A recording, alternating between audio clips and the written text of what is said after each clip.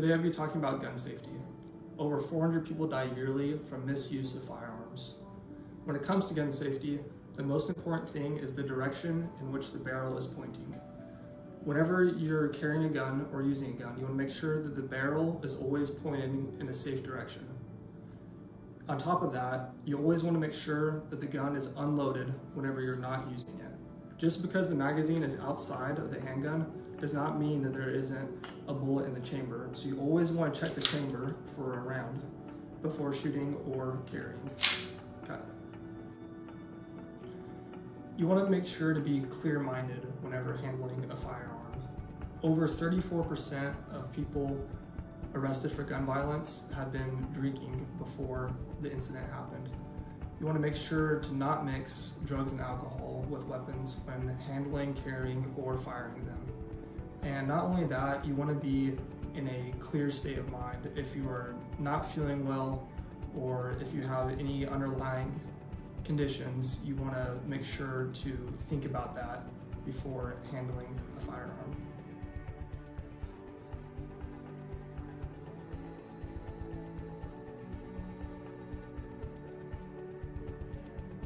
When it comes to gun safety, a few things have to happen for a gun to fire. First, the gun has to be in fire mode, indicated by that red dot there. Second, there must be a round in the chamber, which right now there is not. There is no magazine and there is no round. Third, the gun has to be cocked, indicated by this piece of metal here. And fourth, you have to pull the trigger for it to shoot. Now, obviously, you didn't fire because we were inside and I took the round out. When it comes to safely handling a gun, you always want to make sure that the gun is on safety. Also, when carrying a gun, you want to make sure to keep your finger away from the trigger guard. You never want to have your finger inside in case of a misfire. Okay. When it comes to safely firing a weapon, you first want to have the proper PPE. So two things are really necessary when firing a weapon. First and most important is ear protection. Guns are very loud and they can cause damage to the eardrum, so you want to make sure to have proper ear protection. Also, it is nice to have safety glasses or some sort of eye protection to protect your eyes from any sort of ejecting bullets or ricochets that might hit your eyes.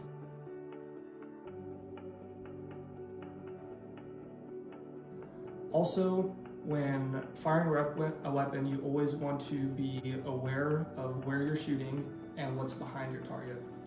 If you're shooting at a target that your bullet is going to travel through, or say that you miss your target, you want to be sure that your bullet is going to be stopped.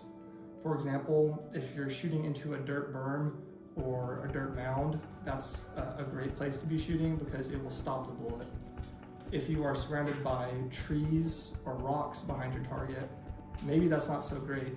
There's a chance that that bullet will hit a rock or a tree and ricochet into a direction that you're not meaning, and it could go down hundreds of yards and hit something else that you're not aware of. Okay.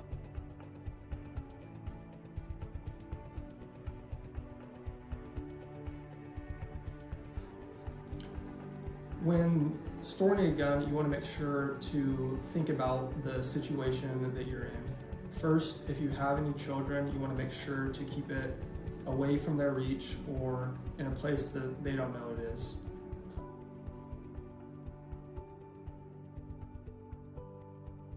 Secondly, you could use something, and you should use something like a trigger lock here that disables the ability to pull the trigger.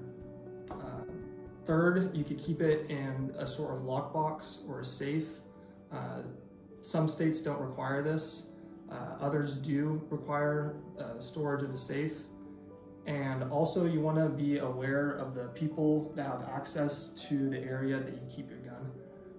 For example, I keep my gun in a place that no one has any access to, and it is a very safe location.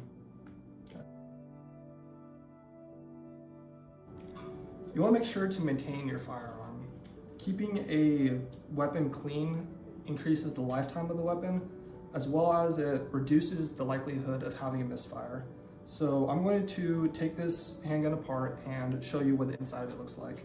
To do that, first I'm going to slide back and release the top of the weapon, and then take it off. That reveals the inside of this firearm.